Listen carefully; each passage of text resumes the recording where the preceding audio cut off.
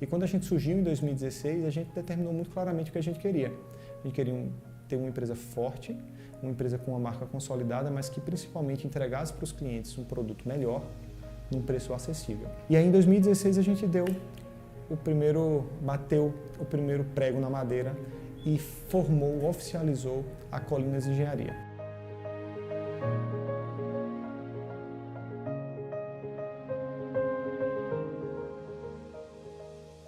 Com o tempo, a Colinas ela buscou sempre empreendimentos maiores. Então saiu do Colinas Village de 20 apartamentos.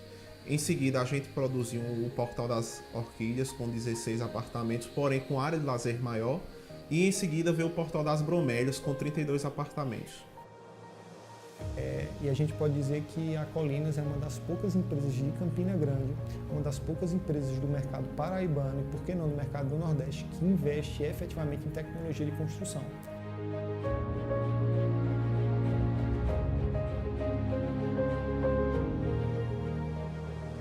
A gente trabalhou inicialmente o sistema construtivo laje nervurada, depois a gente passou por outros empreendimentos com blocos de alvenaria estrutural. E agora, com o Portal das Palmeiras, a gente está trabalhando com o sistema de paredes de concreto moldado em loco. Então, a gente, durante esse período, 2018 até aqui, a gente já teve grandes mudanças, tanto na parte administrativa quanto na parte de inovação, na parte de engenharia. Normalmente você quer melhorar a tua construção, para isso você aumenta muito o custo, você repassa esse custo para o cliente não tem condição de pagar esse custo mais alto e esse ciclo não tem fim. Se você não tem a capacidade de investir em tecnologia, em gente, no ser humano que vai te ajudar a construir isso, em um processo efetivo, isso de fato demanda muito investimento mental, humano e de capital. Se você tem essa capacidade de fazer isso, você consegue sair desse ciclo. E a gente viu essa possibilidade, realmente investiu nisso, entendeu que era o momento e nós conseguimos. O grande objetivo da Colinas, como construtora, é entregar um produto popular e com várias outras qualidades. Não é porque é popular que vai ser feito de toda forma. Hoje a Colinas ela conta com vários sistemas de obra, tanto para controle como também para fiscalização. Então é interessante que a gente vê o crescimento da empresa, principalmente no que diz respeito a processos internos, né, de organização de documentos, organização financeira, de melhorias de processos internos, de implementações de sistemas. E trabalhar num ambiente desse que nos permite aplicar melhorias, buscar novos métodos, que possam sempre, no final, nos dar melhores resultados, isso motiva muito os seus colaboradores. Então, se parar para pensar sobre o crescimento da empresa, né, a gente pode considerar um crescimento exponencial, né? A gente não tem um crescimento linear.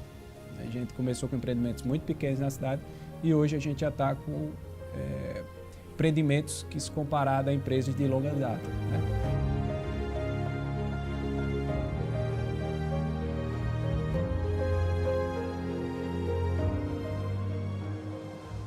Não, a Colinas, sem dúvida, eu costumo dizer aqui no ambiente de trabalho que a Colinas é uma mãe, né? Então representa meio que a figura de uma mãe no ambiente profissional, digamos assim. Se eu puder dizer dessa forma, seria basicamente isso. E a Colinas é isso, crescimento constante, com pessoas que amam o que fazem e mais do que isso, pessoas que sabem o que querem.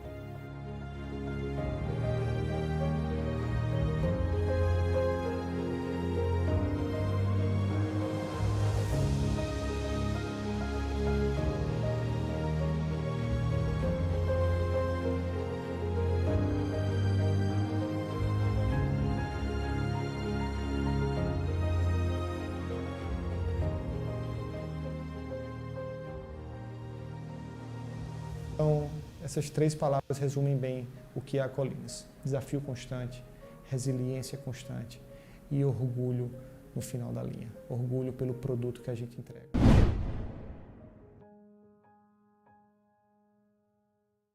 Segundo semestre de 2026, com presença super especial e com meu amiguíssimo Ítalo aqui comigo como host nessa edição.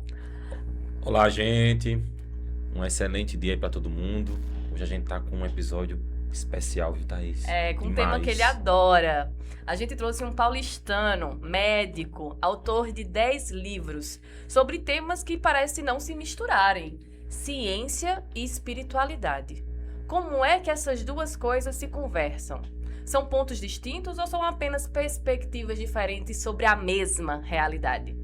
É isso que a gente vai descobrir no episódio de hoje, com nada mais, nada menos do que Delso Iandoli. Seja muito bem-vindo, Décio. Obrigado, Thaís. Obrigado, Vitor.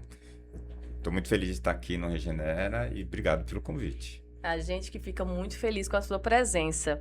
E eu queria, antes de mais nada, antes de a gente entrar nesse tema aí, que todo mundo tá curioso para saber a resposta, saber um pouquinho como foi essa sua entrada no espiritismo. Como é que se deu esse encontro do médico, né, muitas vezes cético, muito focado na ciência, na lógica, com essa realidade espírita, a ponto de se apaixonar e escrever 10 livros e ser professor de pós-graduação sobre esse tema. Olha, eu sempre acreditei muito em Deus, mas eu sou de família católica e o catolicismo, quando eu comecei a fazer minhas perguntas, elas não encaixavam nas respostas do catolicismo, né? Aí eu fiz o seguinte, eu estava entrando na faculdade de medicina e entrei na onda do ceticismo e fiquei. Aí eu tive uma intercorrência com a minha avó, que era muito querida, e eu sempre me dei muito bem com ela. A última vez que eu falei com ela, nós brigamos e depois ela desencarnou. Nossa. E aquilo foi uma coisa que me incomodou demais. E depois de um certo tempo, eu comecei a sonhar com ela. E tinha uma amiga minha, a Tereza, casada com um irmão meu, que é o Fernando, e eu comecei a comentar com eles que eu estava sonhando com ela e tal. E aí o Fernando, a Tereza me falou do espiritismo, e eu achei interessante. Aí eu pedi para ela alguma coisa para eu entender. Eles estavam fundando a Associação Médica Espírita de Santos, né? Na época chamava Associação Médica Espírita da Baixada Santista. Ela me deu o Nosso Lar, que todo mundo começa pelo Nosso Lar. Eu achei assim um livro meio de ficção científica, mas achei interessante. E aí depois ela me deu o Livro dos Espíritos. E eu lembro que eu comecei a ler, era um sábado à tarde. Eu lembro porque eu dava plantão sábado à noite e domingo dia, eu ficava 24 horas no hospital. E eu comecei a ler aquele livro e aquilo foi uma bomba atômica, né? Dentro da minha cabeça, do meu coração, de tudo. E eu fui pro plantão com o livro embaixo do braço. E eu me emocionava, eu comecei a chorar. Eu lia e chorava, lia e chorava. Até foi engraçado que as meninas falaram, doutor, o senhor tá chorando? Eu falei, não, eu tô com conjuntivite. Conjuntivite. Falei que eu tava com conjuntivite.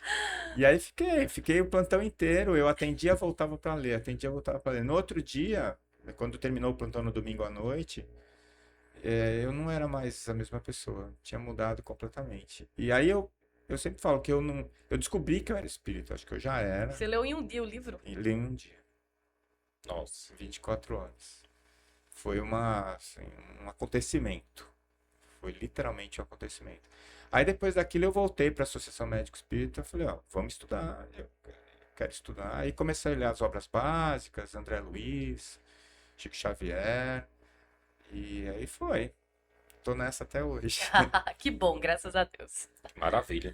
Doutor Décio, primeiramente, eu queria expressar para o senhor a minha felicidade de estar aqui junto com você. Obrigado, então. Dizer o quanto o senhor tem colaborado para nós estudiosos da doutrina, né? O senhor aborda temas que são muito importantes, principalmente para a gente que está à frente da casa espírita, trabalhando, enfim.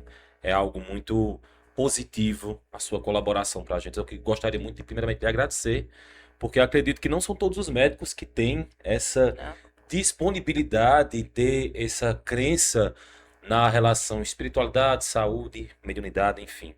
Mas eu tenho uma questão aqui que eu queria começar a levantar com o senhor, que eu acho que é de suma importância. A gente ouve muito das pessoas que só acreditam naquilo que podem ver ou tocar. E no campo da espiritualidade, a gente sabe que nem sempre, nem a gente consegue ver, nem consegue tocar. E isso não quer dizer que não exista. Como seria, doutor, esse processo para a gente trazer aqui para os nossos ouvintes da espiritualidade e do tocar, do sentir?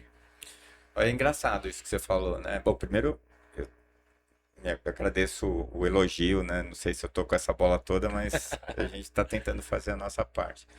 Mas é engraçado porque, assim, eu fui professor de fisiologia durante quase 30 anos, né? Na faculdade de medicina, de fisioterapia. E uma coisa que eu ensinava em aula, que é uma coisa que todo fisiologista sabe, é que os sentidos, o que a gente vê, o que a gente ouve, o que a gente toca, são representações, a gente inventa isso. Como assim a gente inventa? Inventa, porque assim, o que você percebe é o estímulo. O que que é o estímulo? É uma mudança do meio. Esse estímulo vira um monte de ondas eletroquímicas que vão passar pelos seus nervos e vão para o seu córtex, para o seu cérebro. Lá elas vão ser interpretadas. E cada um interpreta do jeito que quer. Eu vou dar um exemplo que vai dar para você entender. Eu te sirvo um cafezinho. Tá. E pergunta se está bom de açúcar. Você experimenta, você vai comparar com o que o açúcar? Com a tua memória gustativa. Você fala, não, tá gostoso, tá bom assim. Então tá. Aí eu te dou uma bomba de chocolate para você comer. Aí você come a bomba de chocolate e vai tomar o café de novo. O que que acontece? Fica sem açúcar o café. Então, esse café tem açúcar ou não tem açúcar? Na verdade, o que você percebeu foi uma mudança no estímulo. E o seu cérebro te disse, aqui tem mais açúcar do que aqui. Ele não disse para você se é bom, se é ruim, se tá doce, se tá amargo. Ele só te deu um parâmetro. Isso vale para temperatura, né? Você chegou, tá numa piscina, todo mundo na piscina, você tá quente do sol, fala assim, a água tá boa. Se não tivesse boa, eles não estavam dentro da piscina, né? Aí você se joga lá e fala assim, você tá mentindo, a água tá gelada. Não, tá gelada para você, porque a temperatura do seu corpo estava mais quente. E é assim para tudo, inclusive para nossa visão. A gente constrói as imagens, né, no nosso córtex. E a fisiologia ainda não sabe como isso acontece. Mas alguns pesquisadores já estão falando que isso é quântico. Então a nossa alma, que é o observador, ela pega esses estímulos que chegaram lá em ondas eletroquímicas, com choquezinhos, e transforma aquilo em alguma coisa que signifique algo. Do mesmo jeito que o sinal do rádio, da televisão, é elétrico, né? Aí a hora que ele chega no aparelho, o aparelho vai decodificar aquilo lá. E aí a gente interpreta. Então, na verdade, a gente constrói as realidades da nossa cabeça. Tem um filósofo que eu gosto muito, Arthur Schopenhauer, que ele fala isso, o mundo como vontade e representação. A vontade que eu tenho que alguma coisa seja daquele jeito faz com que eu represente aquilo para ser verdade, né? E aí é engraçado, porque você perguntou o contrário, né? Quer dizer, eu preciso que essa ilusão mostre alguma coisa para o que é real. Tem um trabalho que foi feito com os monges tibetanos e com freiras, e que eles estudaram o cérebro dessas pessoas enquanto elas estavam em prece ou em meditação, para ver quais áreas do cérebro estavam funcionando. E eles chegaram à conclusão, os pesquisadores, que aquelas pessoas elas não passavam por esse processo de interpretação. Elas recebiam uma realidade, era um download direto. Tal como ela é. Tal como ela é. Então ele chegou à conclusão que o contato espiritual era mais real do que a senso-percepção física. Então, eu acho que para as pessoas acreditarem na espiritualidade, como você bem colocou, precisa de algo que seja perceptível, tocável. Nós estamos chegando lá através da ciência. Por isso que eu acho que a ciência é muito democrática. Ela é mais democrática que a fé. Porque a ciência, ela mostra para todo mundo o que é, né? Ela demora, mas ela mostra para todo mundo o que é. Quando a gente fala da ciência, a gente confunde com o cientista. O cientista é preconceituoso, o cientista bloqueia a ciência, não. É igual a gente comparar o espiritismo com o espírita. O espiritismo está lá, funcionando muito bem. Os espíritas que nem sempre funcionam muito bem, né? E aí o que acontece? A própria ciência está trazendo um monte de evidências que acabam demonstrando a questão da espiritualidade. E a hora que isso for transformado, né, em coisas práticas, aí ninguém mais duvida. entendeu? Ninguém mais vai duvidar. Quando a ciência traz alguma coisa, que nem os nossos celulares hoje, né? Outro dia meu filho tem 23 anos, me perguntou quantas telas eu tinha quando eu tinha a idade dele. Eu parei para pensar, tinha uma, que era a televisão, e começava às 8 da manhã e terminava. Chegava uma hora que acabava. Ficava um negócio lá, parecia um índio branco e preto na tela. E é uma tela comunitária, né? Que você... Todo mundo junto. todo mundo E não junto. tinha opção, era para passar o que estava E o que passando tava naquele lá. canal. E ele ficou chocado, né? Porque hoje a gente vive mais na tela do que no mundo, né? Do que na vida. Então eu acho que assim, quando ela se torna palpável para cada um de nós, que é um momento cósmico, né? Que é esse momento que que eu tive quando eu li o Livro dos Espíritos, ou quando a gente entra em contato com o Espiritismo, ou quando a gente tem uma experiência mística muito avassaladora, assim, que modifica o jeito da gente viver o mundo. Isso é mais palpável do que o tato, né? Mas eu acho que no futuro a própria ciência vai apresentar isso pra gente de uma maneira incontestável. Pois é. Como você diz, né? Essa mudança íntima ela é mais palpável do que qualquer outra coisa. Mas eu queria perguntar, o espiritismo, ele surgiu dentro de uma observação, né? Foram fenômenos que aconteciam, ou seja, coisas que eram reais, estavam acontecendo, alguém começou a observar e a questionar e interagir com aquele fenômeno. Mas muita gente não aceita o espiritismo como um tipo de ciência.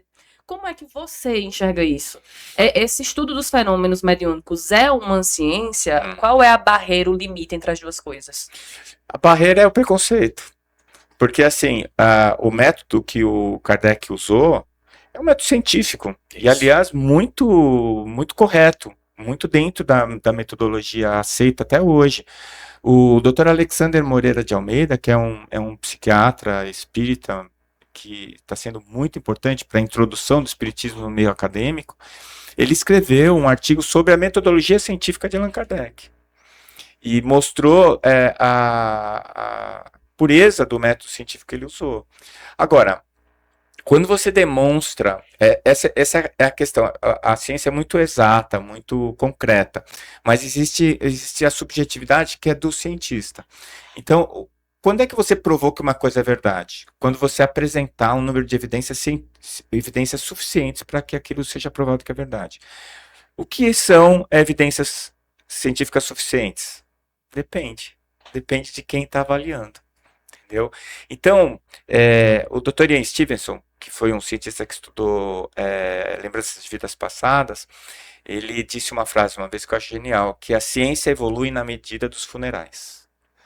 Então, assim, os caras que estão aí hoje, que são os gatekeepers, os caras que determinam a ciência, e que chegaram lá pelo paradigma materialista, eles não vão abrir mão disso agora. Esses caras vão ter que desencarnar e gente nova vai chegar para mudar, para as coisas acontecerem, entendeu? Então, eu acho que tem esse limite, é uma questão geracional, tá? Só que o gap tá mais curto, né? Antigamente, o que alguém descobria no laboratório demorava anos e anos para chegar na população geral. Hoje, tá ao contrário, chega antes do que deveria, né?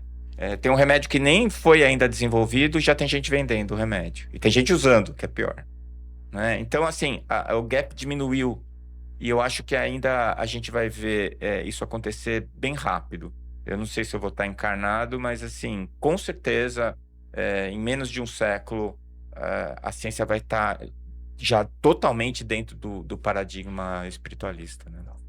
Doutor, eu quero aproveitar o gancho aí que o senhor falou sobre essa questão do artigo científico que foi feito a respeito da metodologia de Kardec, porque veja uma angústia minha que eu quero compartilhar com o senhor. A gente que é espírita tem sentido uma dificuldade muito grande dentro da própria casa espírita de trazer essa metodologia de Kardec. E quando a gente está trazendo, Thaís, o que é que muitos espíritas falam pra gente? Isso foi no tempo de Kardec, hoje é diferente. Aí eu sempre respondo, então você está dizendo que Kardec está ultrapassado? Porque Kardec está na concepção, pelo menos minha e de muitos espíritas, ele não está ultrapassado. A metodologia dele aí, ela é para nós perpétua, né, na questão do estudo. E aí, doutor, como é que fica essa questão? Como é que a gente pode retrazer isso para dentro da casa espírita, essa metodologia de Kardec, sem se perder no meio do caminho, né? Que a gente tem visto aí o pessoal um pouco se perdendo, né? Não era nem pra gente ter essa dificuldade. Porque nós somos espíritas. A nossa crença é baseada nas obras básicas de Kardec. Então, se você acha que Kardec está errado, muda. Muda, sai do espiritismo e vai procurar outro caminho. Agora, se você acha que ele está certo, ele está certo. Abraça. Agora, se você pensar uma coisa diferente, funde outra filosofia. Entende? Tinha um grupo que eu cheguei a ter algum contato com eles, né? Nem vou dizer quem é para não criar nenhum tipo de problema. Eles queriam tirar Jesus do espiritismo. Diz que o grande erro de Kardec foi o evangelho. E eles me chamaram para fazer palestra. Eu não sabia, eu entrei meio de gaiato. Quando eu terminei com uma imagem de Jesus. E eles levantaram e saíram da sala, né? Aí depois eles me chamaram para fazer uma outra palestra e eu fui. E era, na verdade, não era uma palestra, era um pelotão de fuzilamento. Não tinha ninguém, só tinham eles e eu. E depois que eu fiz a palestra, eles começaram a fazer pergunta. E questionando Jesus e tal. Eu falei, olha, eu dou todo direito de vocês não acharem que isso está errado. Mas aí, então, vocês não são espíritas. Fundem uma outra filosofia. Não dá para você querer que o espiritismo que foi fundado desse jeito, o trademark é do Allan Kardec. Não tem como você mudar a filosofia espírita e querer continuar com o mesmo nome, entendeu? Então, eu acho assim, até sendo um pouco polêmico nesse momento, eu acho que a importação do espiritismo lá da França para cá foi uma necessidade. Aliás, já estava programado, né? A doutora Marlene Nobre dizia muito isso, espiritualidade não improvisa. As coisas todas estão programadas. Só que aqui no Brasil, a gente deu uma carga de religião para o espiritismo que não é do espiritismo. Isso, exato. O espiritismo, ele não tem nada a ver com religião, tem tudo a ver. Mas ele tem tudo a ver com ciência e com filosofia também. As três coisas estão juntas no espiritismo. Ciência, filosofia e religião. A um só tempo. E isso é uma coisa tão revolucionária, tão nova, que nem nós espíritas conseguimos entender. Quando chegou aqui no Brasil e ganhou essa carga religiosa... tem gente que fala que é igrejeiro, eu não gosto dessa palavra, até porque eu acho preconceituosa com a Igreja Católica. Mas essa carga gerou um sincretismo com muita gente que migrou do catolicismo para o espiritismo.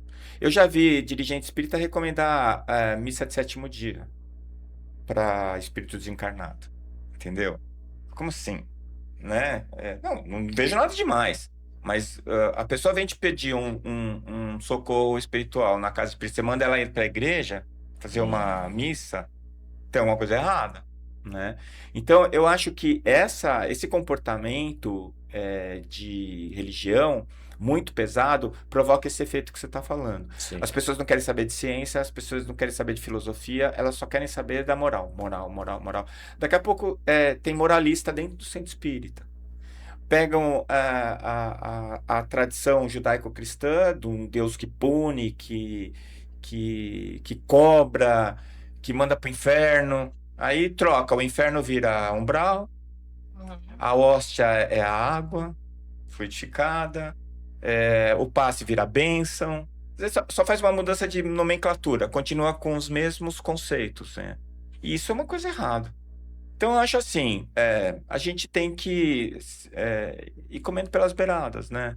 Devagarzinho, vai tentando explicar, vai mostrando, né?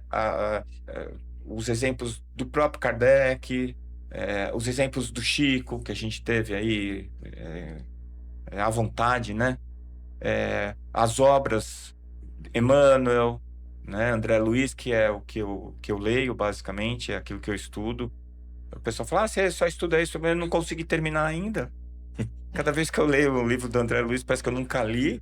Aí eu tenho um monte de coisa que preciso estudar. Quando eu terminar, eu vou pro próximo. Mas por enquanto eu tô nessa. Acho que vai demorar mais essa encarnação inteira. Não... E acho que é isso. Então, essa tua dificuldade, eu já percebi em alguns lugares, principalmente no começo, quando eu comecei a fazer palestra. O pessoal não gostava da minha palestra porque eu falava de ciência.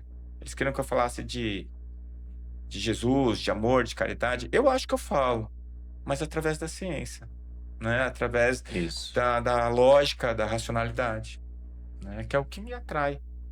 E é importante destacar que esse elo aí da ciência com a espiritualidade traz a racionalidade pra gente, né? A gente não fica mergulhado naquele crer por crer, mas acaba tendo certeza do porquê acreditar. E isso fortalece a nossa fé. Eu tenho essa ligação, como o senhor tem também, mais da parte científica do espiritismo. Sinto falta e às vezes até sou criticado quando falo muito sobre isso, tá? E sabe disso que eu de vez em quando falo com ela. Porque eu acho que a gente pode aproximar a coisa, né? Pra trazer mais consistência naquilo que a gente acredita, né? Pois é. E você falou, vamos falar de evidência, né? Você falou, evidências estão chegando, em menos de um século a ciência vai estar totalmente difundida, assim, na ideia na espiritualidade. E você falou sobre EQMs, que são as experiências de quase morte. Todo mundo já escutou alguma história, já viu, nem que seja um vídeo no YouTube ou no Instagram, que conta uma história que a pessoa faz, meu Deus, não, isso deve ter sido alguma coisa, uma ilusão, é o que a pessoa acredita que é, um imaginário, uma fantasia. Você que tem muitos estudos na área da mediunidade e também acaba passando pela área de EQM, o que é que a gente consegue hoje trazer de evidência sobre o plano espiritual? Para você ter uma ideia, o ponto que está isso aí, um dos trabalhos mais importantes de experiência de quase morte foi feita por um cardiologista holandês chamado Pim van Lommel.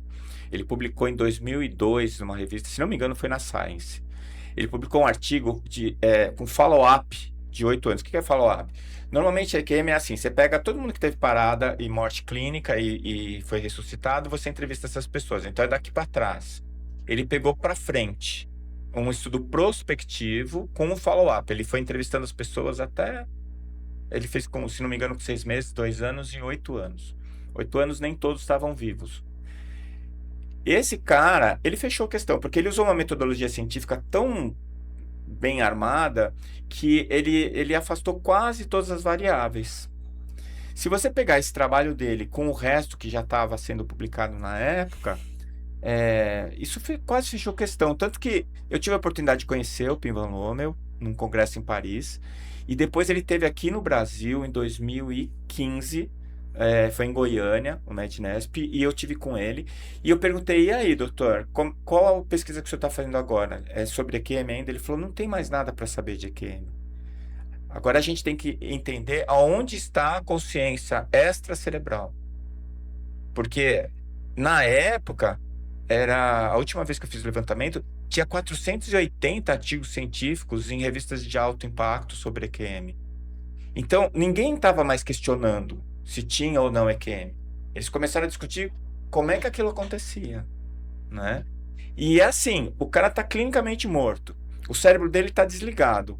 E quando ele volta, ele fala o que aconteceu na sala, o que estava acontecendo na hora que ele estava lá parado... ele sai do ambiente onde ele está e ele consegue vivenciar o que estava acontecendo na sala de espera. E aí, quando ele volta, ele relata aquilo e aquilo realmente aconteceu. Como assim? Então, a consciência existe sem o cérebro. Isso derruba a teoria materialista que diz que a consciência é uma secreção do cérebro. Derruba. Né? E hoje a gente tem evidência mais do que suficiente de que isso é verdade. Então, a vida após a morte é um fato? Aí nós chegamos naquela... Essas evidências são suficientes para você? Para mim, sim. Para mim também. Pra mim também. Então, pronto. Porque assim, eu tenho o filme Meu Malvado Favorito. Sim. Eu tenho o meu ateu favorito, é o meu filho mais velho. Ele é ateu, materialista, cético. E eu tava conversando com ele sobre isso. E eu coloquei essas questões para ele. Eu falei, e aí, me explica aí.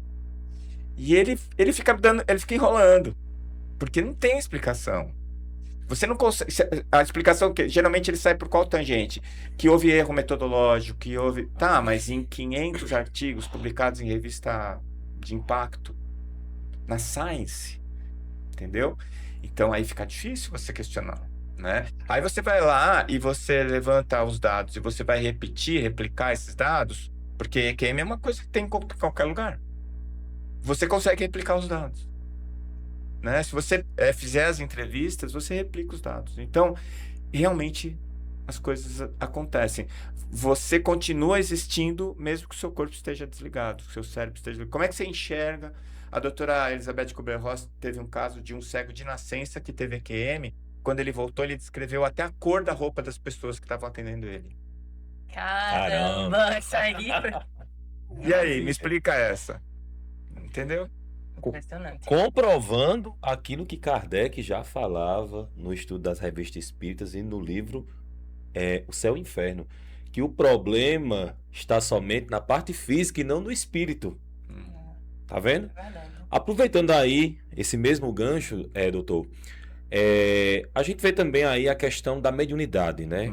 O que é que a gente tem hoje de comprovação científica nessa parte a respeito da mediunidade, que é uma coisa que é muito atacada, né? A gente sabe disso. Se você for ler a tese do Dr. Alexander Moreira, a tese de doutorado dele, ele estudou médiuns espíritas na cidade de São Paulo.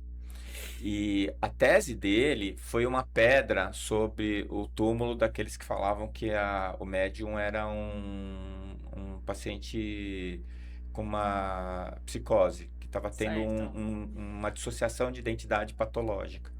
Porque ele mostrou que os médiums tinham mais saúde mental que a média da população geral.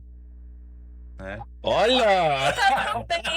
Eu falo que você tem lá os seus 30 minutos de loucura na mesa mediúnica, você sai drenado, né? Sai tranquilo. E assim, é muito importante porque na tese dele, ele mostra o histórico, durante muitos e muitos anos foi considerado o espiritismo era considerado um fator desagregador psíquico. E que as pessoas ficavam loucas por causa do espiritismo. E que aquele quadro dissociativo, porque é um quadro dissociativo. O que é um quadro dissociativo? Eu não sou mais o Décio, eu falo como se eu fosse o João, né? E tem a dissociação patológica. Todo mundo já ouviu falar da múltipla personalidade, né?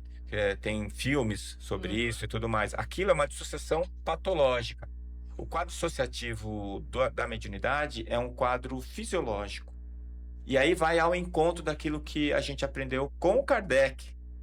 Se você for ler o Livro dos Espíritos, ele fala claramente lá em 9 ocasiões que todos somos médiums e que a mediunidade é física. Então, a capacidade de perceber os espíritos em um grau qualquer tem a ver com a organização do seu cérebro, como sentir cheiro, como sentir gosto, como o tato e assim por diante. É uma senso-percepção. Então, a maneira como o seu cérebro se organiza determina que tipo de mediunidade você vai ter. Como ela não tem um córtex específico, porque o nosso cérebro tem áreas específicas para interpretar os sinais. Por exemplo, visão é aqui atrás, é o occipital, né? A fala é parietal. E por aí vai. A mediunidade não tem um córtex específico, então ela empresta. Por isso que se o teu tálamo emprestar o córtex occipital para os sinais que vêm pela pineal, você vai ter clarividência. Né? Quer dizer, isso é hipótese, tá? Mas eu tô adorando. Mas tá fazendo muito sentido, viu? Faz sentido. Tá fazendo muito sentido o que você tá falando. Hipótese, eu não posso falar que isso é verdade, porque nós não conseguimos fazer trabalhos ainda para provar isso daí. Que trabalho que seria possível? Como é que eu poderia tocar isso? Né? Sim. Se eu tivesse uma ressonância nuclear magnética funcional de 3 Tesla e pudesse colocar o meu médium enquanto ele está tendo uma visão mediúnica na máquina. E aí a gente ia ver o córtex occipital dele acender. Né? E a gente ia saber que ele está vendo. Só que ele não está vendo com a retina. Ele está vendo com a pineal. Né? Então, assim, tem muita coisa que a gente sabe que se a gente fizer vai dar certo. Porque a gente tem a revelação espírita. Aí entra o André Luiz. Ele antecipou tudo isso pra gente. Outro dia eu fui fazer as contas. Acho que vai fazer 80 anos a obra. Gente, daqui a pouco faz um século. E só agora a gente está conseguindo provar. Eu escrevi um artigo junto com o Giancarlo Lucchetti e o George Daher sobre a glândula pineal, foi publicada na Neuroendocrinology. O artigo é assim: tinha um mineirinho que morava no interior, que não tinha formação acadêmica nenhuma e que ele escreveu um texto falando sobre a glândula pineal. Isso foi 1940, não vou lembrar agora, eu sou acalcúlico, o disléxico para números, então eu nunca lembro números. Isso foi lá naquela época, ele não tinha acesso a livro, não tinha acesso a nada. Bom, nós fizemos um estudo 80 anos depois, tudo que ele falou foi comprovado, com detalhes. Os caras publicaram. Você sabe que é um artigo que é citado direto. Quer dizer, o artigo é sobre a glândula pineal? Não, o artigo é sobre a mediunidade do Chico. E a gente pergunta no final, como isso aconteceu? Que tipo de fenômeno pode explicar isso daí?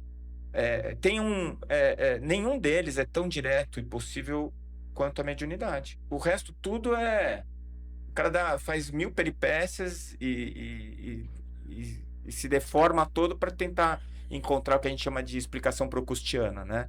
Você tem que achar uma verdade que se adapta à sua explicação, e não o contrário, né? Então, a gente tem lá, e eu fiquei muito orgulhoso desse trabalho. Eu posso falar que sou orgulhoso porque eu sei que eu não sou nenhum anjo, nenhum messiânico, né? Eu sou um cara aí que está trabalhando igual todo mundo.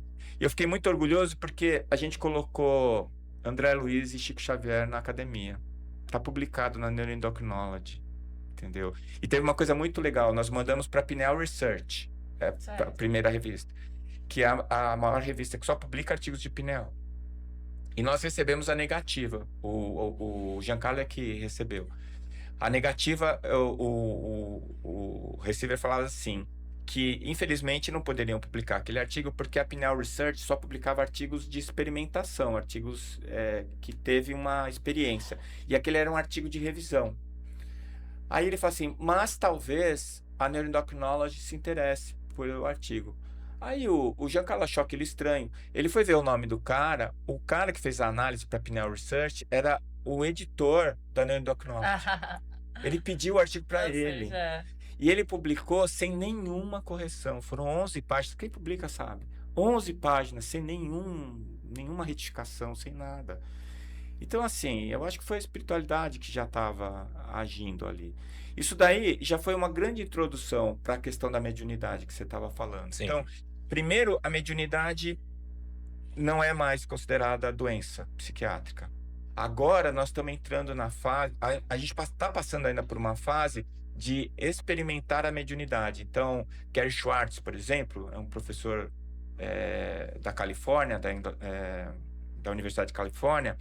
Ele estuda a mediunidade assim, saber se é verdade, se não é. Ele faz os experimentos triplos cegos de psicografia, umas coisas bem interessantes. E ele está provando que os médiuns, não todos, obviamente, mas que os médiuns realmente conseguem saber de coisas que eles não teriam como saber, né? Isso também eu conversei com meu filho Diego. Ele falou assim, mas 1 ou 2 não prova nada. Eu falei, quantos corvos brancos são necessários para provar que existem corvos brancos? Só um, basta um. Só um. Não é? Eu acho interessante isso, porque a gente tem a ideia que a pessoa muito espirituosa, ou que acredita na espiritualidade, tem fé, ela é ingênua, enquanto o ateu é o cético racional. E eu digo, gente, o espírito é um dos mais racionais que tem. Porque a gente precisa do coisa. A gente vê a mediunidade várias vezes, comprova, e o tempo todo a gente fala, olha o que aconteceu, realmente existe. Então, é como se cada momento da nossa jornada, anos e anos dentro do espiritismo, a gente ainda está colhendo provas para se agarrar nessa verdade. Enquanto, muitas vezes, essa pessoa que se diz racional, ela, na verdade, é uma negacionista. Sim. Ela nega o fenômeno, ela nega o que está acontecendo para que a verdade que ela quer aceitar não seja refutada, né? Mas você falou muito sobre pineal. E aí eu vou pedir, né, a tecla SAP, para quem não entende, que você explique um pouquinho o que é essa pineal, por que tão estudada. É assim, porque no capítulo 2, se não me engano, do Missionários da Luz, o André tem uma aula de glândula pineal durante uma reunião mediúnica. E ele fala que é a glândula da vida mental. E aí ele traz um monte de informação que hoje estão todos comprovados. Tirando a questão da mediunidade, que nós ainda vamos, agora que está começando a estudar a neurofisiologia da mediunidade. E aí entra a pineal, né? entra com tudo, porque a gente sabe que a pineal é a glândula da mediunidade, e enquanto que o meio acadêmico nem sabe que a mediunidade existe. Estão agora recebendo a notícia. Então eu gosto muito de citar o Marco Aurélio, que é um médico endocrinologista lá de Campo Grande. Ele foi vice-presidente em Mato Grosso do Sul durante muito tempo, e ele fez o mestrado e o doutorado dele medindo essas coisas no médium. Ele mediu atividade eletroencefalográfica, produção de melatonina, a ação do coração, todas as alterações fisiológicas durante o trânsito mediúnico. Então isso está começando a aparecer. E a gente tem certeza que a pineal vai ser abordada nesse caso. Só que assim, quando o Chico psicografou esse capítulo, todo mundo achava que a glândula pineal era um resquício filogenético. O que é resquício filogenético? É a unha do dedinho do pé que está desaparecendo. Coisas assim, que tem dentro da evolução, né, elas vão perdendo a função e vão desaparecendo. E todo mundo achava que era assim. Por quê? Porque a pineal do cavalo é grande. Se você pegar um lagarto, a pineal é grande. E no ser humano é do tamanho de um grão de arroz cozido. Só que em 59, um cara chamado Lerner descobriu que a glândula pineal produzia um hormônio, melatonina. E aquilo foi um boom. Como assim? Se é uma estrutura, um resquício filogenético, não era para estar produzindo nada. E aí o pessoal começou a estudar. Então é um grão de arroz que está no lugar mais protegido do corpo, bem no meio da nossa cabeça, geograficamente está bem no centro. Sim. É a única estrutura do corpo que tem origem das três camadas embriológicas, né? A formação do embrião tem o ectoderma, mesoderma e endoderma. As três formam a glândula pineal. É o segundo tecido mais bem irrigado do corpo depois dos rins, né? Ele está no meio do cérebro, mas ele tem uma vascularização completamente diferente. E assim, começou um monte de coisa para falar sobre a pineal. E aí o pessoal foi lá atrás e viu que Nostradamus já falou da pineal, que Descartes falou da pineal, né? Então aquilo acendeu, tanto que hoje tem uma revista que só publica artigos da glândula pineal. Então hoje a gente já sabe um monte de coisa da pineal. A gente sabe que ela é não só uma glândula, mas ela também é um receptor, por isso que eu gosto de chamar de estrutura pineal e não de glândula.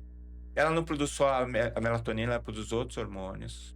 Inclusive, um dos hormônios que ela produz é o DMT, ele tá no ayahuasca, naquele chá que o pessoal toma. Sim. Eu tenho quase certeza, o Marco também, que esse é o hormônio da mediunidade. Esse é o hormônio que é produzido quando a gente entra em transe mediúnico. A gente tentou medir, só que ele é produzido em nanopicogramas. É um negócio, assim, ridiculamente pequeno.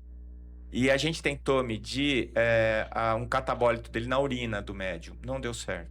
A gente publicou o artigo. Que é para as pessoas saberem que não adianta medir não, nele que não vai dar certo. Já fiquem sabendo, Já pessoal. fiquem sabendo. Mas eu pelo menos tenho certeza que esse é o tal do hormônio da mediunidade. Ele provoca o descolamento. Que na hora do chá que o pessoal toma, ele toma alguns miligramas de alguma coisa que você produz em micropiconanogramas, entendeu? Mas será que a gente conseguiria colocar essa substância? Um exemplo, já viajando aqui, gente. Eu não posso estar assistindo essas coisas.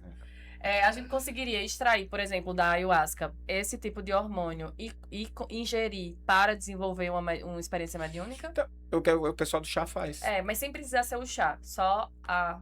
Porque o chá, tem muitas histórias também que acontecem negativas, né? Sim, mas por quê? Acerca do... Porque o que a substância faz? Então, uma coisa que você produz fisiologicamente em uma quantidade infinitamente pequena, está dando um caminhão pro cara.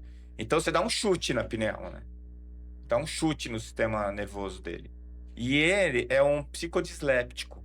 Ele desconecta você da realidade física. Eu acho que ele faz o descolamento da alma, né? Do espírito. Você ganha como se fosse... tem gente que faz viagem astral. Sim. Só que é fisiológico. Eles conseguem fazer isso sozinhos. O chá vai fazer isso de uma maneira artificial. E por que às vezes dá errado? Eu não sei, eu não tive a experiência, mas a conclusão que eu tirei pelas pessoas que eu conversei. Quando você vai lá, antes de tomar o chá, tem uma reunião, o pessoal tem um monte de coisa. Para quê? Para você entrar numa sintonia e uma frequência de onda do seu pensamento que seja legal. Aí a hora que você toma o chá, você é chutado para a espiritualidade. Aonde que você vai cair? Aonde é teu pensamento te mandar. Então, se o cara vai lá para tomar para se divertir, não vai dar certo. Se ele vai lá e ele tá deprimido, tá mal, ele vai piorar. Ele tem que ir lá, fazer a prece, entrar para ele ter a experiência. O que é que os índios faziam? Era um negócio sagrado para eles, entendeu? Não é usado como uma droga, como um Entretenimento, né? É. Então eu acho que é por isso que tem as situações ruins. E tem casos de desencadeamento de psicose, né? Tem.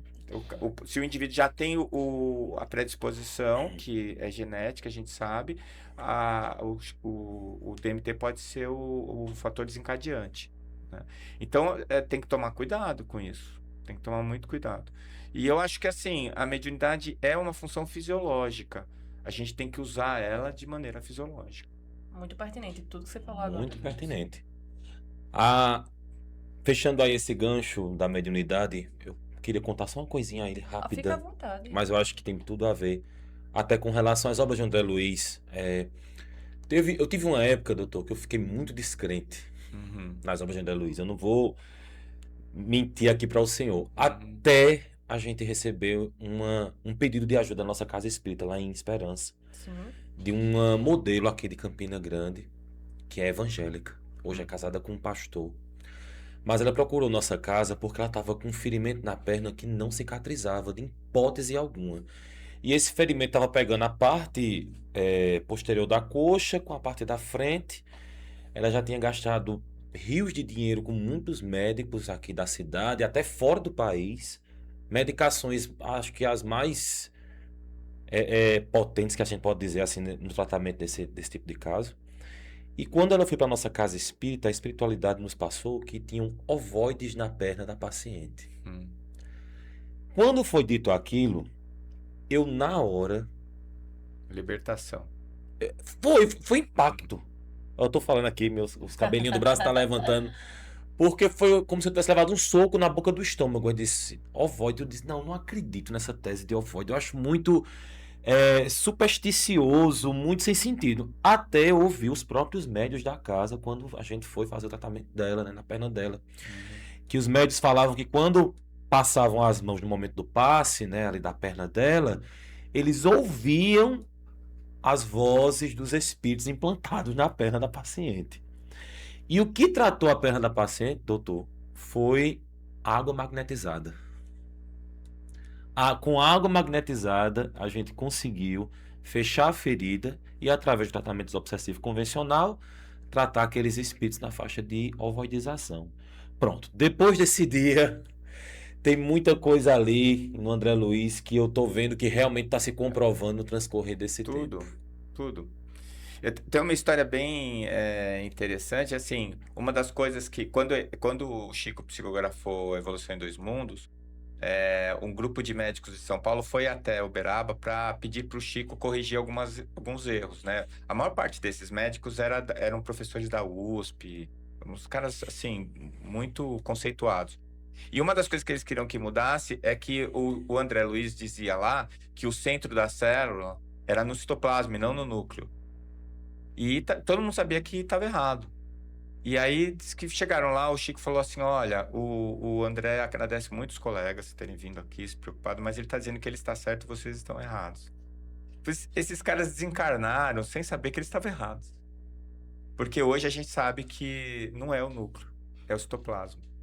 Todos os biólogos sabem disso. Então, assim, o problema da obra do André Luiz é que ela foi escrita quase um século antes da gente ter capacidade de entender. Por isso que a gente achava errado. Então, o exemplo que eu dou, ele fala lá que o elétron é dissociável. E a física não acredita nisso. Mas eu já, de vez em quando eu dou umas fuçadinhas, agora com a IA ficou mais fácil. Eu dou uma fuçadinha, já tem gente falando que é. Entendeu? Quando a doutora Marlene colocou no livro dela sobre as micorrizas, o que é micorriza? É uma associação entre raiz e fungo, que os biólogos, os botânicos, falam que é uma simbiose, ou seja, um ajuda o outro. E o André Luiz relata como uma parasitose. E aí a doutora Marlene colocou isso no livro dela, e uma bióloga espírita ligou para a doutora e falou: olha, doutora, isso aí está errado, o André falou, mas não é verdade, não sei o que, não sei o que. A doutora me ligou, porque eu dava aula em Santos, na faculdade, e eu dava aula para o curso de biologia. Ela falou: não tem uma botânica, alguém que possa ajudar? E tinha uma colega, uma professora, que ela era orquidóloga, ela tinha mestrado e doutorado em orquídea.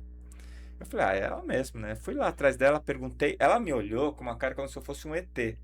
Ela falou assim: de onde você tirou isso dessa? Eu falei assim: não, é difícil de responder. Ela falou: você me dá uma semana, eu te respondo. Eu achei estranho.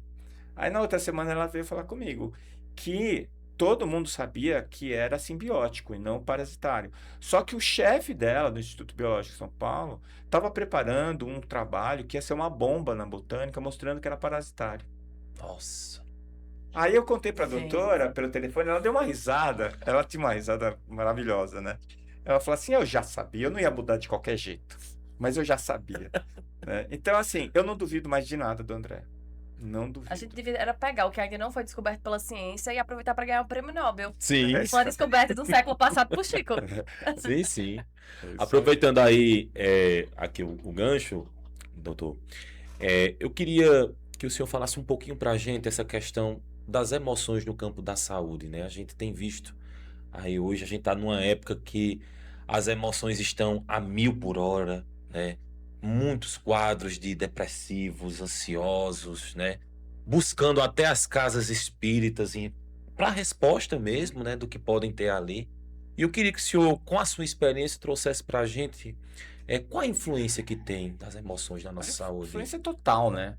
E isso já é... Minha avó, que nem tinha formação acadêmica nem nada, ela falava assim: ih, essa menina tá triste, vai adoecer. Verdade. Né? As avós já sabiam disso. Teve um congresso da Associação Médico Espírita Internacional que eu apresentei, o meu trabalho foi sobre as emoções e a imunidade. E tem evidências suficientes, e já é aceito até como prova, que as emoções são capazes de diminuir ou melhorar a imunidade. Né? Então você fica mais propenso a ter doenças infecto-contagiosas, ou você pode até ter doenças autoimunes, que é o contrário da balança, né? Quando você deprime a imunidade, você pega uma doença infecciosa. Se você exacerba, você tem uma doença autoimune, que são os reumatismos, que é uma autoagressão. Você agride o teu próprio tecido. Então a gente já sabe que as emoções são geradoras de saúde ou de doença. Tem uma coisa assim que é tão conhecida quanto a medicina e que ninguém fala, que é o efeito placebo e o efeito nocebo. Né? O efeito placebo, eu falei num congresso de reumatologia sobre isso. Quase me jogaram o ovo lá, né? Mas eu falei assim mesmo. Tudo é placebo. Quando eu dou um tratamento para você, eu estou te sugerindo a salutogênese. Você pode pegar ou não. Por isso que eu faço o mesmo tratamento com o mesmo diagnóstico. Tem gente que fica boa, tem gente que não fica. Qualquer médico sabe disso. Então, a gente tem que entender que nós somos uma coisa só. Nós somos 3 coisas, mas é uma coisa só. É a alma, o perispírito e o corpo físico. São 3 coisas, só que elas agem como uma, enquanto a gente está encarnado. E só tem um delay entre o perispírito e o corpo físico, porque a matéria do corpo físico é muito pouco energizada.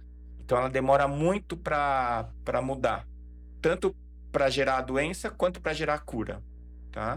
Então você precisa de um sinal patogênico de longa duração para você adoecer, e depois precisa de um sinal salutogênico de longa duração para você se curar. E às vezes não dá tempo, né? O câncer é um exemplo típico. Só que assim, você pode morrer de câncer, mas morre curado.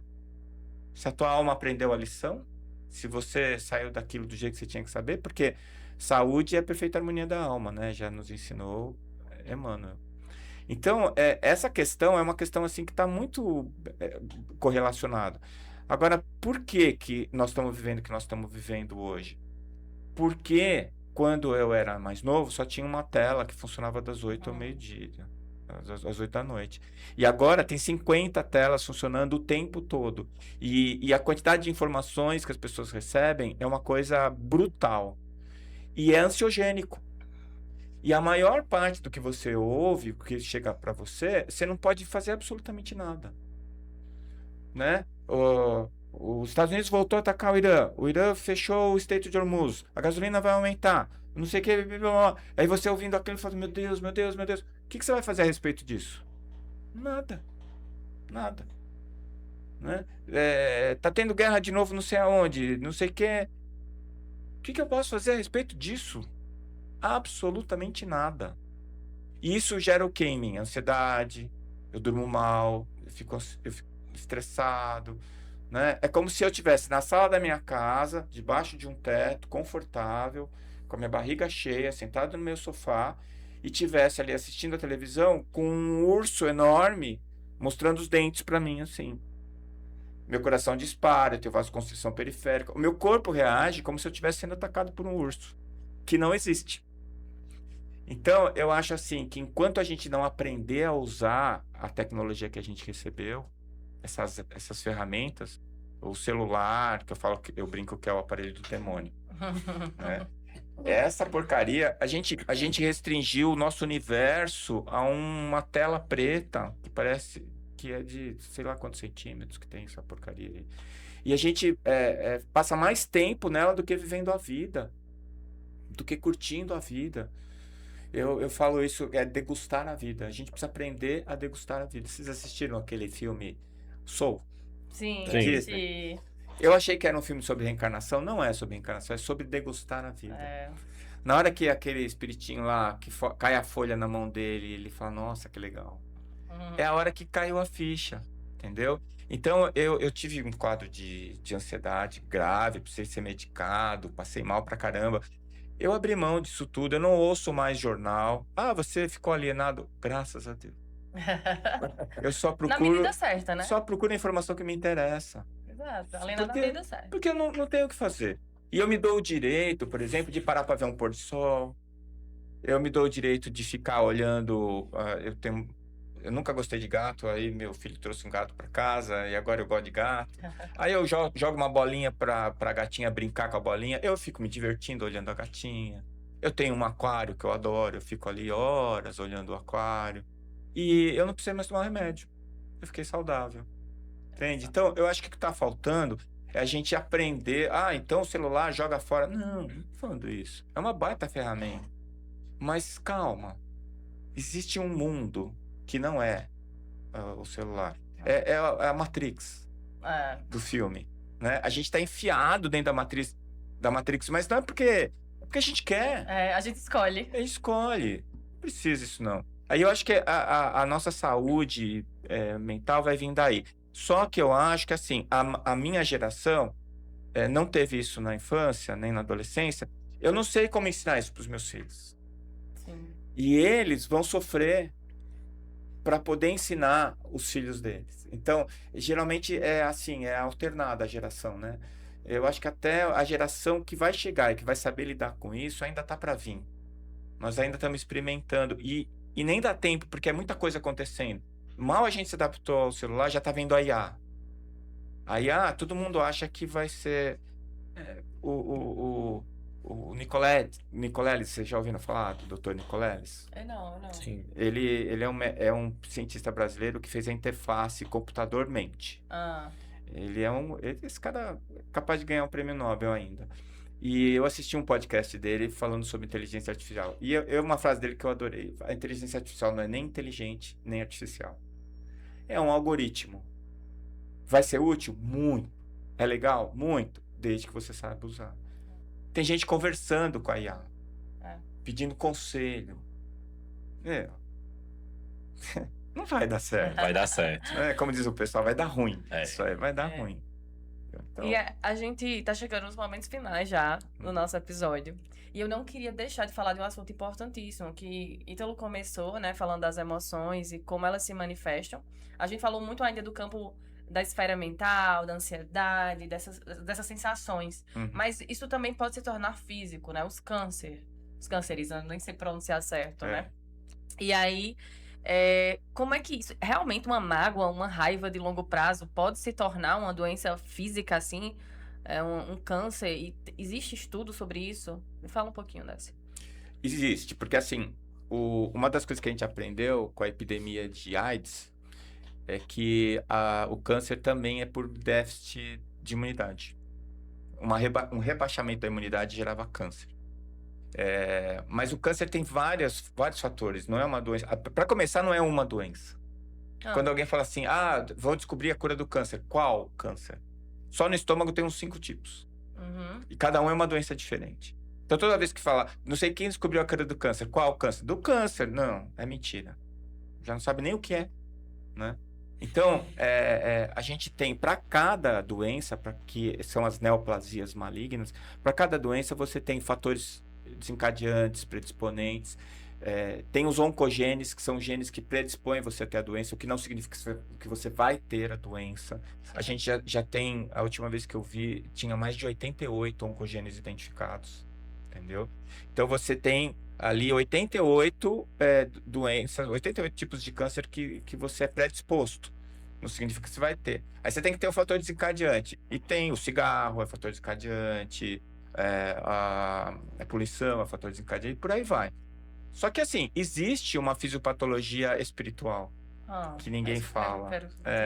E o André Luiz fala isso, o Dr. Dias da Cruz fala isso em instruções psicofônicas, o Emmanuel fala isso. São violências contra o seu tecido fisiopsicossomático. Vamos lá. O que é tecido fisiopsicossomático? É o que o André Luiz chama de tecido fisiopsicossomático. É o nosso duplo etérico. Sim. Tá? O nosso duplo etérico é uma forma que vai dar origem ao nosso corpo. A gente costuma falar que ele é uma cópia do corpo. É o contrário. O corpo é uma cópia dele, né? E esse tecido fisiopsicossomático, que é como se fosse uma forma, imagine como se ele fosse uma meia de nylon, aquelas que as mulheres usavam muito. Eu sempre lembro disso, que a minha mãe punha uma meia nova, sentava no carro do meu pai, já desfiava a meia, e ela ficava brava. E onde ficava desfiado a meia, ficava um buraquinho, né? Imagina que o seu perispírito é uma meia, só que no formato de todos os seus órgãos, seus tecidos. E uma violência provoca uma lesão nessa meia. E essa lesão faz com que aquelas células que teriam que estar lá, naquele lugar, fazendo aquela função, elas vazem.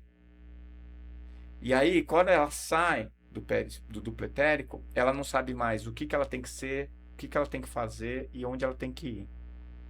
Ela perde totalmente a orientação. A gente chama isso de diferenciação celular. Então, a célula vai se diferenciar em um músculo cardíaco, em um neurônio, em uma célula muscular. Como é que ela sabe disso? Ninguém sabe. A gente sabe, os espíritos. É o perispírito. É o duplo etérico.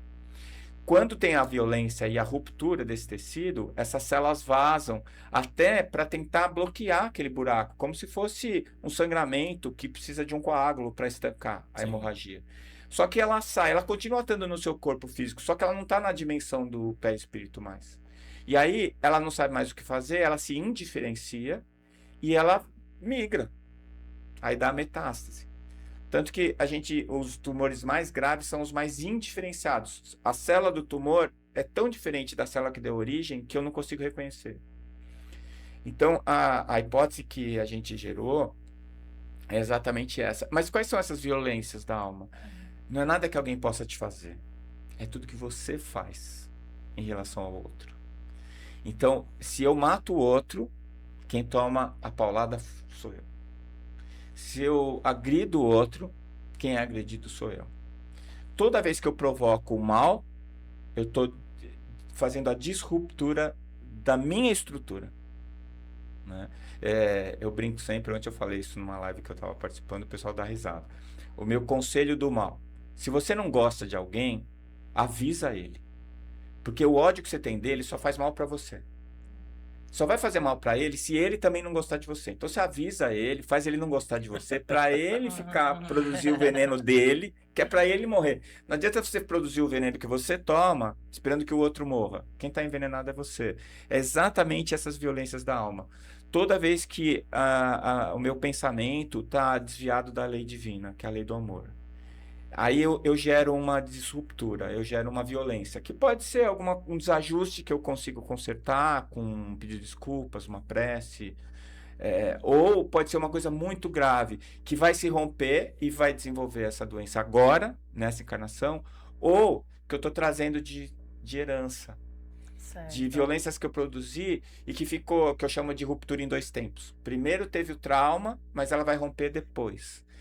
E aí fica a nosso cargo. Eu posso ter vindo com essa fraqueza, vamos colocar assim, né, no meu perispírito, mas nessa encarnação, antes de eu desenvolver o câncer, eu corrigi a distonia, né? Eu perdoei, eu consegui me adaptar, eu consegui me responsabilizar, corrigir os danos que eu causei, e pronto, não vou ficar doente mais.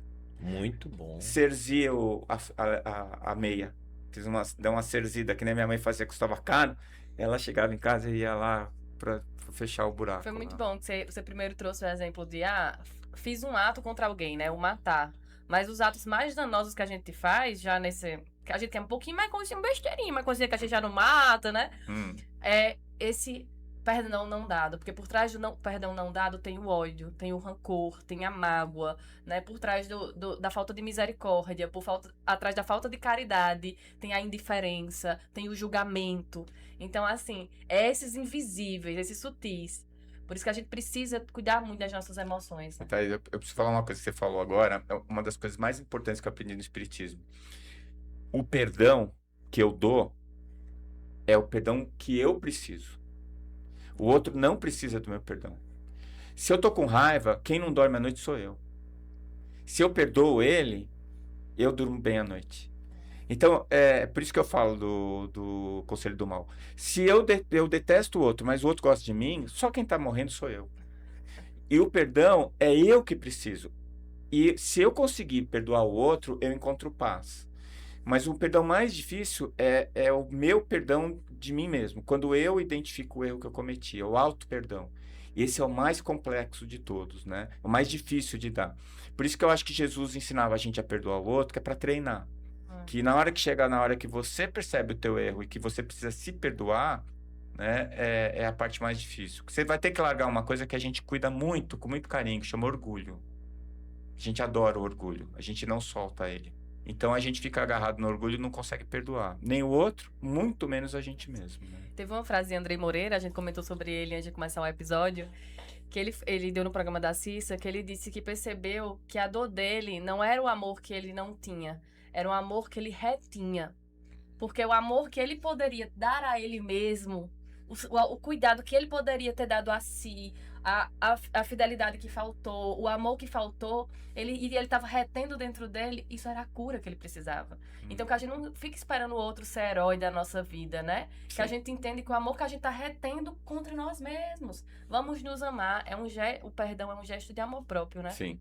Com verdade. Você já sentiu aí o peso das informações que a gente teve essa tarde, Thaís? Foi incrível. Porque nós estamos tendo aqui o Dr. Décio, um cara médico, mostrando pra gente que a espiritualidade e a mediunidade já estão sendo comprovadas, mostrando pra gente que as emoções interferem abruptamente na nossa saúde. Então a gente não pode sair daqui do mesmo jeito que a gente entrou hoje. É verdade. Aí entrou orar e vigiar. Orar e vigiar, é isso aí, maravilhoso. Eu queria agradecer demais o teu tempo, as suas respostas, os esclarecimentos, essa visão de futuro, onde a gente vai conseguir unir essas duas palavras que são tão importantes para a gente, principalmente o espírita que gosta de estudar, que a gente abrace a mediunidade, né, que a gente tem dentro de si, que a gente enxerga a mediunidade dos outros também com um olhar muito mais amoroso, esperançoso, e aproveite dessas oportunidades para construir esse ser humano que você finalizou de uma forma muito bela, esse ser humano que perdoa, né, que se cura. E fala muito, Jesus fala que a fé te curou, não é? Talvez seja tudo isso. A tua fé te curou, exatamente. Eu também gostaria muito de agradecer ao senhor, Dr. Décio, porque a gente sai de um episódio como esse, conversando aí com o senhor, muito mais fortalecido dos ideais que a gente tem dentro da doutrina espírita, dentro da mediunidade, dentro das pesquisas que a gente sente tanta falta, né? Nossa, não. Eu fiquei com vontade de conhecer, de ler esses artigos. A gente sai e o senhor tá me lembrando uma pessoa maravilhosa, que eu vou citar o nome dele aqui, que é o Dr. Paulo César Frutuoso. Sim. Porque o Dr. Paulo, ele tá trazendo também uma série de informações aí extremamente úteis no aspecto mediunidade, emoção, doença, dentro do movimento espírita. Então, ouvindo pessoas que estão dentro do âmbito acadêmico e, em sua grande maioria, da parte da medicina, são descrentes, e a gente vendo vocês que são aí desse meio, trazendo, comprovando pra gente, a gente tá vendo que tá no caminho certo, né? A gente tá tentando aí atingir o caminho certo. Então, doutor, parabéns por hoje e obrigado pela participação. Eu que agradeço e dou os parabéns pelo podcast. Foi uma delícia. Que Uma bom. hora foi pouco, tava bem gostoso. Dá vontade de ficar Dá pra mais. ficar. E assim, não adianta nada a gente saber dessas coisas se a gente não conseguir divulgar, né? Eu queria É saber importante. onde é que a gente pode encontrar os seus livros. Fala pro pessoal onde é que a gente pode encontrar o teu trabalho. Os meus livros tem no site da Associação Médico Espírita do Brasil, da AME Brasil. A gente tem a AME Brasil Editora. Eu tenho muitos livros também na Folha Espírita. Lá vão encontrar também os livros da doutora Marlene, que são interessantes. O meu... Isso que não pode falar o último livro, o mais recente, o último da Azar. O mais recente chama Capítulos da Vida. E eu lancei pela Folha Espírita. É um livro que tá bem interessante também. Eu recebi também um recadinho do além, que era para escrever ele desse jeito. Tá aí, publicado. Então, quem quiser pode ou comprar o e-book, que é na hora, né? E é baratinho. Ou se for que nem eu que gosta do cheiro do papel, de pegar o livro, aí pode comprar e recebe em casa. Perfeito. Então é isso, pessoal. A gente se vê no próximo episódio. Estudem, sigam o Décio, porque ele tem muito conhecimento e a gente ainda vai beber muito dessa fonte de sabedoria. Muito obrigada pelo episódio de hoje. Obrigado, Décio. Até a próxima. Até a próxima, gente.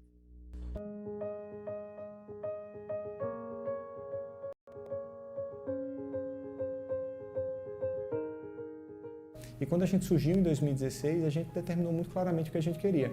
A gente queria ter uma empresa forte, uma empresa com uma marca consolidada, mas que principalmente entregasse para os clientes um produto melhor, num preço acessível. E aí em 2016 a gente bateu o primeiro prego na madeira e oficializou a Colinas Engenharia.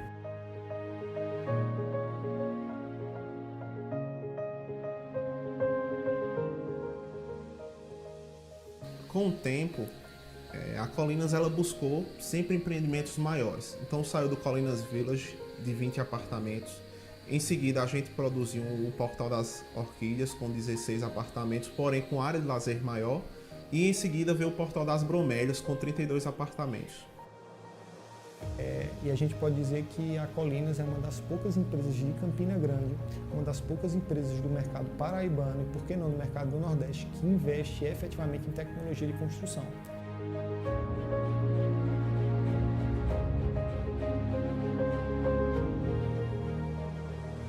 A gente trabalhou inicialmente o sistema construtivo laje nervurada, depois a gente passou por outros empreendimentos com blocos de alvenaria estrutural. E agora, com o Portal das Palmeiras, a gente está trabalhando com o sistema de paredes de concreto moldado em loco. Então, a gente, durante esse período, 2018 até aqui, a gente já teve grandes mudanças, tanto na parte administrativa quanto na parte de inovação, na parte de engenharia.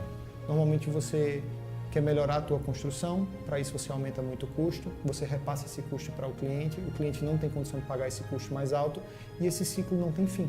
Se você não tem a capacidade de investir em tecnologia, em gente, no ser humano que vai te ajudar a construir isso, e em um processo efetivo, isso de fato demanda muito investimento mental, humano e de capital. Se você tem essa capacidade de fazer isso, você consegue sair desse ciclo. E a gente viu essa possibilidade, realmente investiu nisso, entendeu que era o momento e nós conseguimos. O grande objetivo da Colinas, como construtora, é entregar um produto popular e com várias outras qualidades. Não é porque é popular que vai ser feito de toda forma. Hoje a Colinas ela conta com vários sistemas de obra, tanto para controle como também para fiscalização. Então é interessante que a gente vê o crescimento da empresa, principalmente no que diz respeito a processos internos, né, de organização de documentos, organização financeira, de melhorias de processos internos, de implementações de sistemas. E trabalhar num ambiente desse que nos permite aplicar melhorias, buscar novos métodos, que possam sempre, no final, nos dar melhores resultados, isso motiva muito os seus colaboradores. Então, se parar para pensar sobre o crescimento da empresa, né, a gente pode considerar um crescimento exponencial, né? A gente não tem um crescimento linear. A gente começou com empreendimentos muito pequenos na cidade e hoje a gente já está com empreendimentos que se comparado a empresas de longa data, né?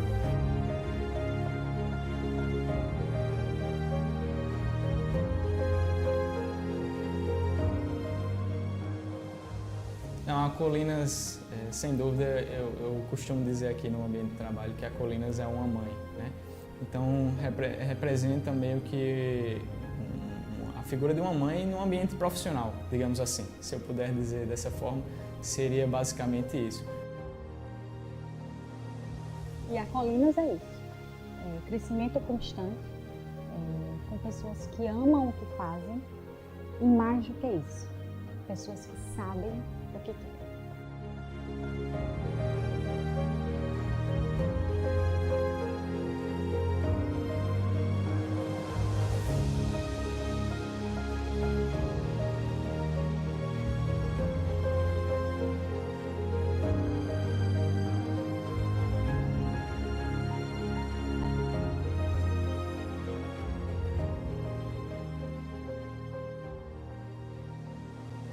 Então, essas 3 palavras resumem bem o que é a Colinas. Desafio constante, resiliência constante e orgulho no final da linha. Orgulho pelo produto que a gente entrega.